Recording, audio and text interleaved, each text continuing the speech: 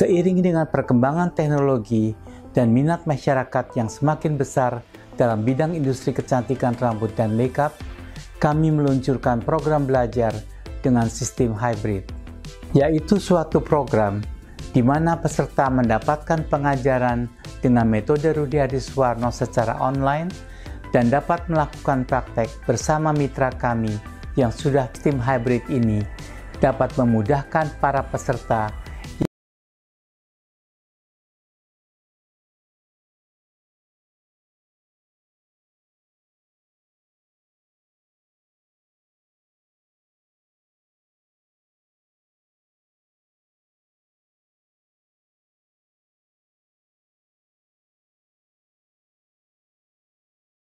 Halo, balik lagi di kursus salon murah. Di video kali ini aku mau jawab pertanyaan lagi ya.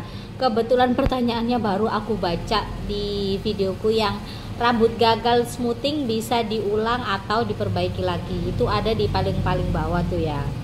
Jadi ada pertanyaan dari Mikaela Salon. Kak, gimana memperbaiki rambut yang super keriting kribo sudah di smoothing 2 kali tapi masih gagal? Bagus banget pertanyaan kamu. Tonton video ini sampai habis.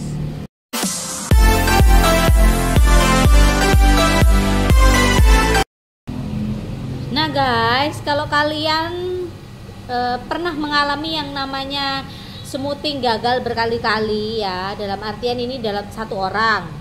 Kalian sudah smoothing tapi gagal, masih keriting.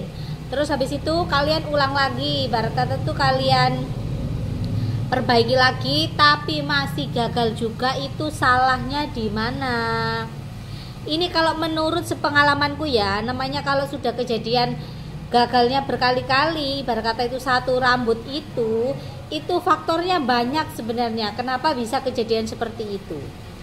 1. Analisa dulu obat smoothing yang kamu pakai. Katakanlah kamu pakai smoothing saat pertama kali merek A. Ya. Merek A kamu pakai, terus untuk perbaikan kamu menggunakan merek A juga, tapi hasilnya masih tetap sama. Berarti kualitas obat merek A ini kurang untuk jenis rambut yang keriting kribo ya. Kadar pH-nya kurang tinggi.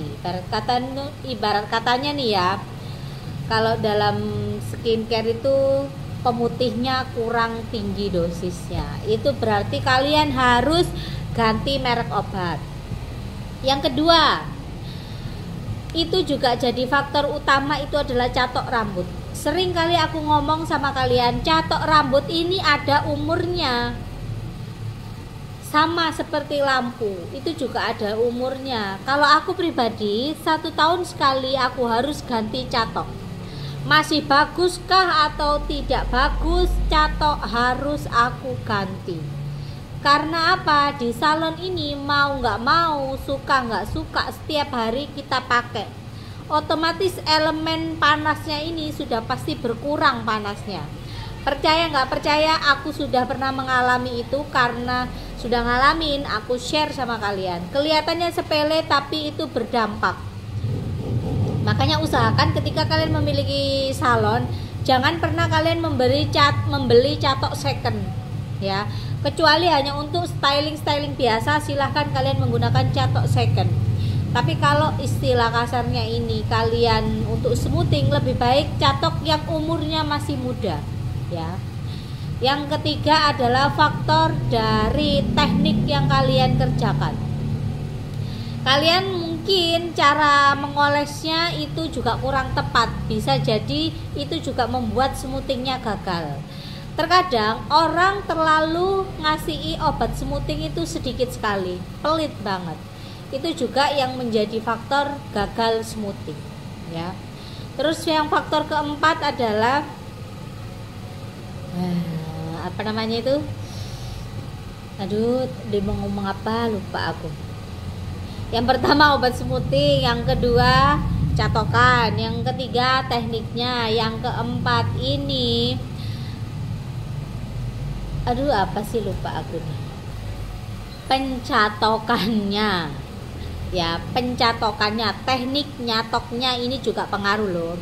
Terkadang ada orang hanya sekedar nyatok udah gini aja, nyantai, kelihatan udah lurus sudah ditaruh, padahal itu mungkin belum matang.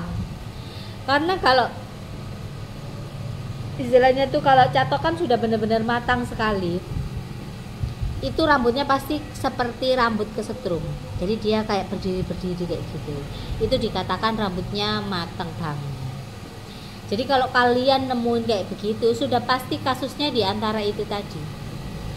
Saranku lebih baik kita memiliki obat smoothing itu beberapa merek.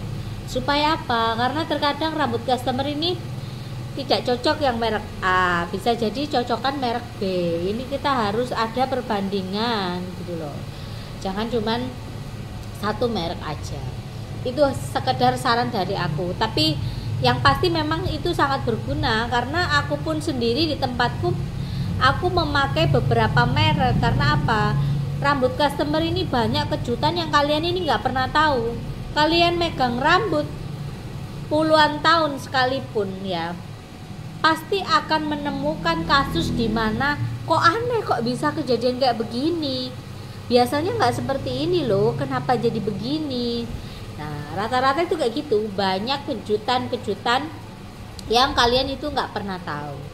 Jadi usahakan dari 4 faktor ini tadi kalian harus observasi benar-benar. Aku ngomong berdasarkan pengalaman, nggak hanya sekedar cuap-cuap aja ya. Nggak ada yang gimana-gimana yang harus aku sampaikan, hanya sekedar seperti itu aja, karena nggak jauh-jauh dari seperti itu memang jawabannya.